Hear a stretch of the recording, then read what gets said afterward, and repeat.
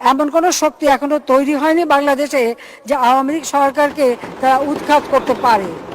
দেখতে দেখতে 15 বছর, সামনে আরো 5 বছর, মানুষ বাঁচে কয় বছর?